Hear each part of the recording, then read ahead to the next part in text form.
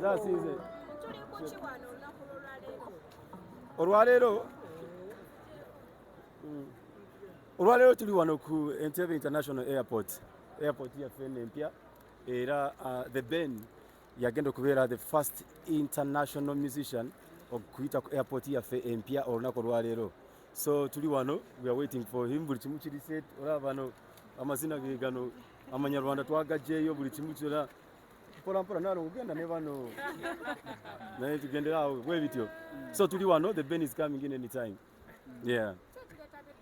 The Ben y'omu ku bayimbi abatayimbangako Comedy Store. Nze mumanyi Alex Muhangi nga owa Comedy Store. So abantu bamutusaba nga tuleetereyo the Ben. So neffe tugamba ku Valentine's Day tulinayo show kuwuma katulete the Ben.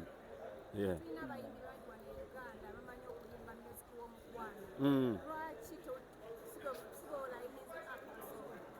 Omukwano buli kimu tukikoze.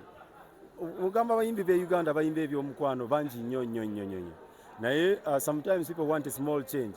Olaba ku line-up yaffe era tulinako Maddox, tulinako Shiba yimba nnyo omukwano oyo gw'olaba lwakuba temubutegeera ebidongo biba bikuba naye ayimba nnyo ku mukwano.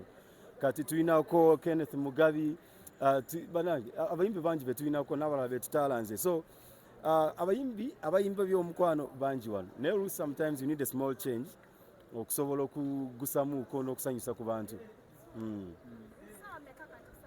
Saawa kati ziri saawa 11 era batugamba ennyonyi ya the Ben egenda kulandinga saawa 12. So gwe tulinze. Kigambye olunaku olwaleero ebiseera ebisinga ssente mumalira nnyo muzaabayimbi ab'ebweru aba wano bazza gwaki? Kati nga muyimbi ki bw'ogenda okulanga rate card yaffe aba Comedy Store abayimbi ba wano bafuna ssente nnyingi okusinga n'ab'ebweru oluusi. Kati nga the Ben mukwano gwaffe twafunyeyo omukisa nti waali abadde around tabeera muno mu Africa abeera Chicago. So n'agamba kampitire kwawo, that's the advantage we took. So sigenda gamba nti tetwamusasudde oba ki tetugenda musaso naye it's not like that expensive. Naye rate card yemu, he's an international artist more like Bebe Cool or Chameleon or Juliana or any other. Yeah. Lwaki this time around Comedy Store frontinze muyimbi tetulinayo ko ba comedians abasobola featuring on this big day like this of Loving Birds?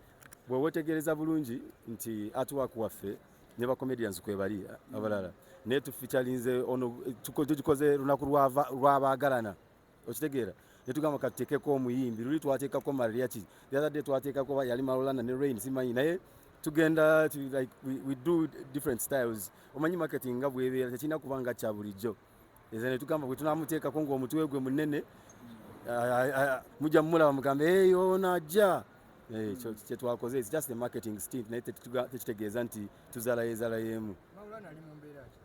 Maulana yakomawo kuva mukomera ndoza mwamulaba luli last week embeera nungi nnyo era omukyala yatereera sente twazifuna ne tuziwaayo ekyo kyatereera kati era tubaale tumusaba nti okubalancing equation oba yongereyo omukazi omulala babeereko bataano kati kijja muyambako.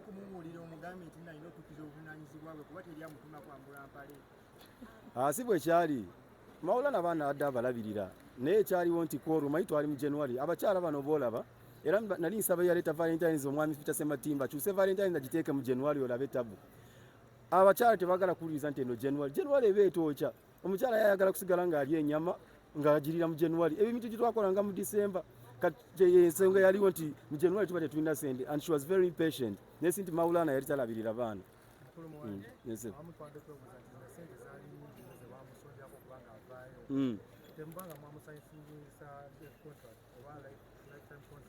Bali wafe aba Comedy Store ate nno si nti tetwasonda tetwasonda nanyo sente ezo zaava mu mirimu gye tukola nti logamba musajja wange ono nomuwayo kyomuwadde nomulala namuwayo kyamuwadde tekyali nti ogenda kukolera Comedy Store myaka 5 nga tosasulwa nedda tekyali bwe kityo just owaayo omuntu bw'aba mu kizibu bwe kityo tukwatirawo nga bwe tusobola enkyaja kubeera nze nga nange ndi mu kizibu era nange bajja kunyamba kitegeera so naffe kye twakola nga fraternity ya entertainment.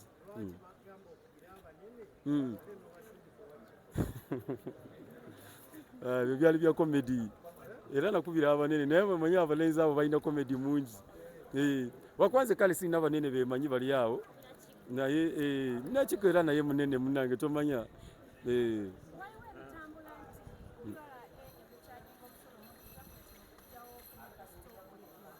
Mm.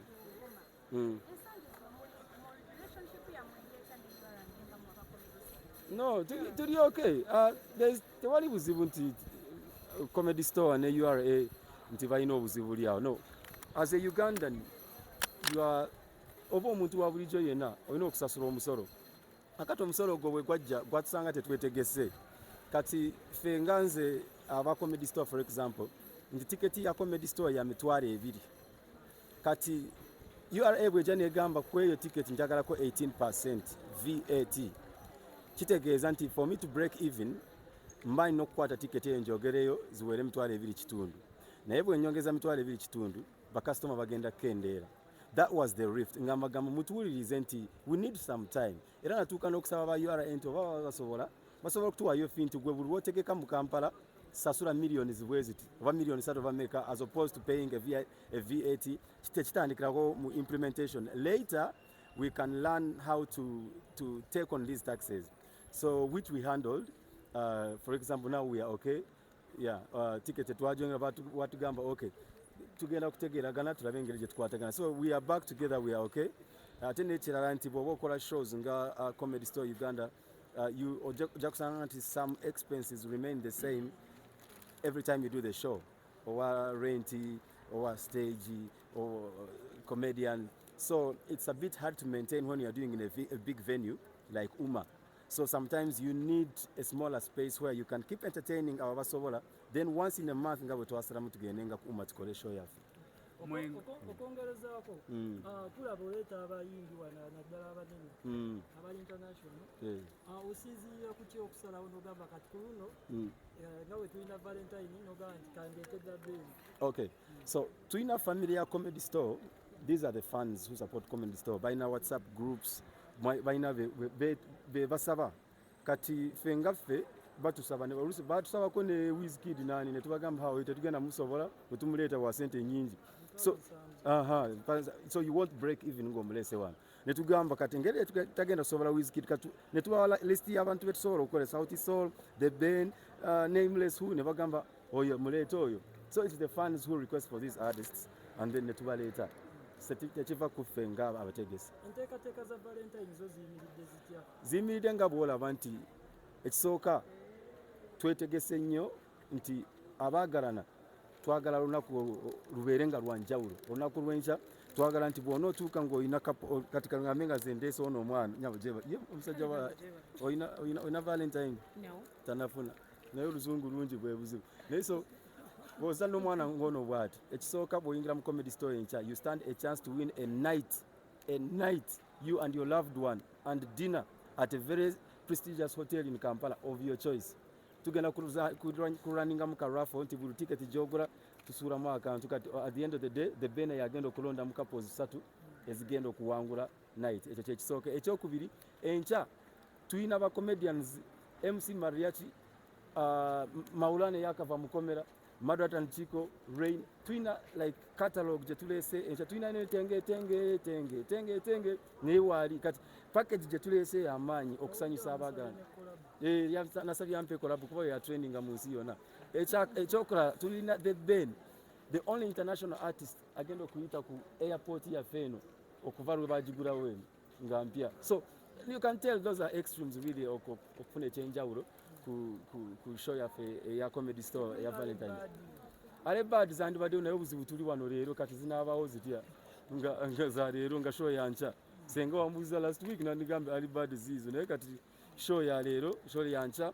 So sasula oyingira ate sente zezimu munange $200 tewali byakwekwasa mwazongezeza mwalise The Ben $225 n'akameza ka $500.